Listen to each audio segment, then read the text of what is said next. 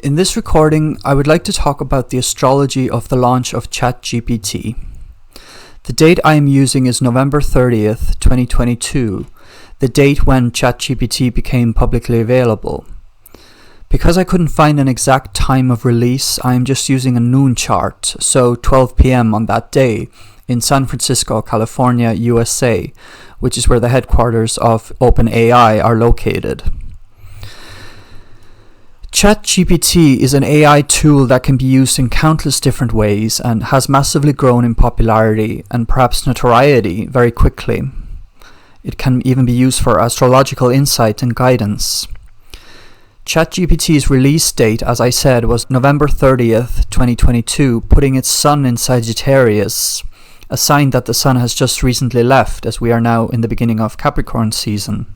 Sagittarius is ruled by Jupiter and symbolizes, among other things, expansion, growth, philosophy, and you could say thinking big.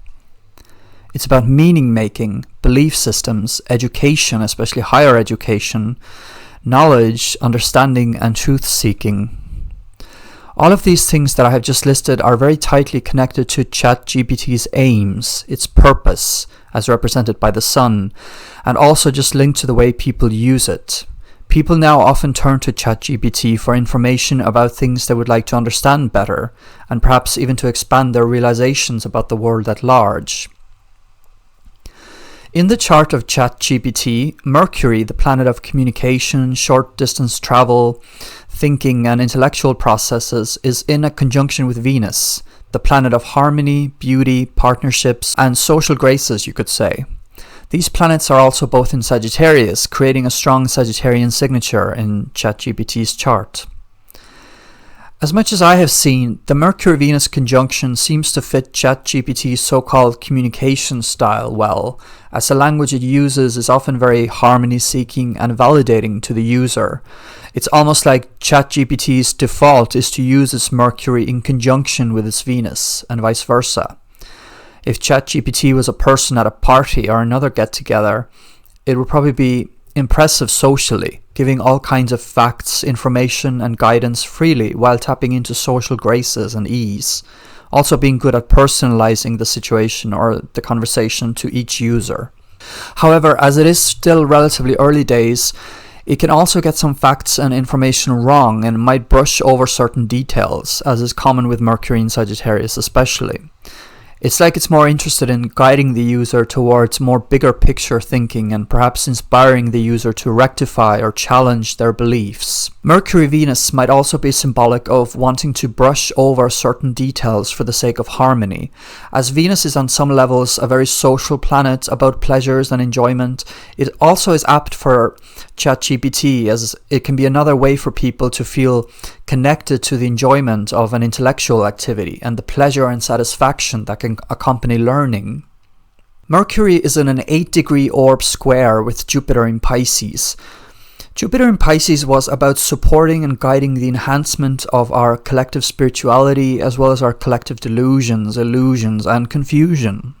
Seems apt that this square is in the chart, even if you could say it's slightly weaker due to the wide orb, because Mercury-Jupiter is about expanding knowledge, learning, and possibly going overboard with certain information without necessarily understanding what is really relevant. Not that ChatGPT has a hard time understanding what is relevant to the user's questions in my experience, but more that we are called to, as a society and as individuals, to discern more what information we are presented with is relevant and what information is irrelevant, or you might say fluff. With Neptune also in Pisces on the date of ChatGPT's launch, collective dissolving of boundaries, misunderstandings, illusions, delusions, and deceptions has become more prominent and a major theme. Neptune is currently still in Pisces, but will finish its transit there soon and will enter Aries, which is energetically and conceptually very different. The moon was also in Pisces for the entirety of November 30th, 2022, giving significant emphasis to Piscean themes. These, mixed with Sagittarian themes, speak a lot about the expansive and grandiose nature of ChatGPT. It's really about bringing a huge change to the way we gather and share information, how we learn, how we communicate, and do our projects. Saturn in Aquarius is also very relevant here, as Saturn deals with structure and discipline, building something of structure and worth. And Aquarius is about gathering bird's eye information about the collective and what we are dealing with on the planet. ChatGPT acts on some levels as a new intellectual and practical structure to be used by the masses and individuals and to further our learning and development wherever it may lead. I am not here to theorize or speculate much about where these things could lead or the progression of them, but I am more than happy right now in this recording to give some information about just the so-called birth chart of ChatGPT so that we can wrap our heads around some parts of its astrology. I also find it interesting that Mars is in Gemini in this chart. I was about to say that Mars happened to be in Gemini, but that would make it sound too much like a random coincidence. Rather than pure coincidence, I believe these patterns are perfectly formed for the purpose, if you will, of the event or the chart that we are dealing with. Mars in Gemini is a clear part of ChatGPT's purpose, using its energy, let's say, for the purposes of communication, information gathering and sharing. The learning axis, as I like to call it, of Gemini and Sagittarius is very clear here. Mars is also in a tight trine with Saturn in Aquarius, which further supports the energy and effort being put into pushing the collective forward. And if you want, guiding people to have a better bird's eye view of the nature of reality and the collective. These are very interesting topics to think and talk about, or at least I personally find them interesting, and funnily enough, I do have Mars in Gemini and Saturn in Aquarius in my own chart. However, I don't consider them to be in a trine degree-wise, although they are in what is called a biquintile aspect. The Jupiter-Pluto sextile also sticks out to me. Jupiter in Pisces sextile Pluto in Capricorn. Pluto in Capricorn was about established structures, authorities, and corporations being challenged, overhauled, or in some cases even destroyed. I'm now suddenly reminded of the Tower card in the tarot, getting an image of it in my mind's eye. You might consider that card to be more closely associated with Uranus or Mars, but in this case I could see a case for Pluto as well, particularly Pluto in Capricorn as we're talking about here. Jupiter in Pisces, as mentioned, was about expanding and enhancing our collective spirituality and also our collective unconscious. In a sextile with Pluto and Capricorn, it is supportive of an opportunity to raise new consciousness based on new belief systems and, let's say, getting rid of the baggage of old systems and authorities that no longer supports our collective human agenda and our spiritual agenda. Jupiter-Pluto connections often also speak of power, and they can have a big impact. ChatGPT is certainly a powerful new element in our collective systems.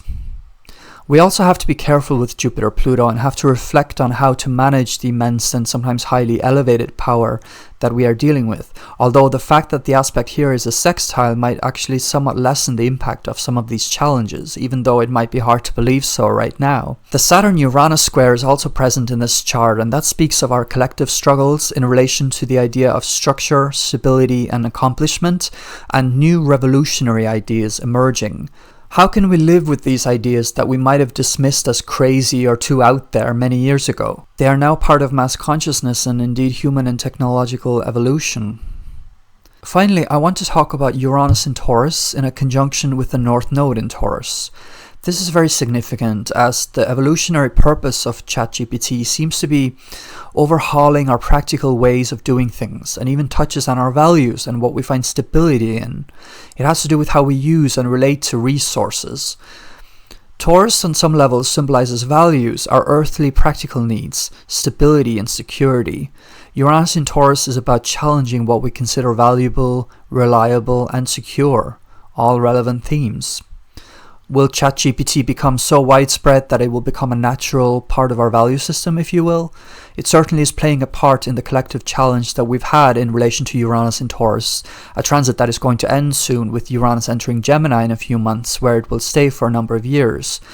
Of course, Uranus in Gemini is also highly indicative of new revolutionary ideas and advancements in technology and indeed AI. Something to perhaps look forward to, not necessarily fear, although fear is a natural part of the human experience, especially when faced with these sorts of existential developments and challenges. I hope this was interesting. If you want more from me, please do subscribe, leave a like if you like this, and leave a comment with your observations and thoughts on this topic. I'd love to read them. You can also email me for a reading at mattothinks@gmail.com, or even just to connect. Thank you and take care.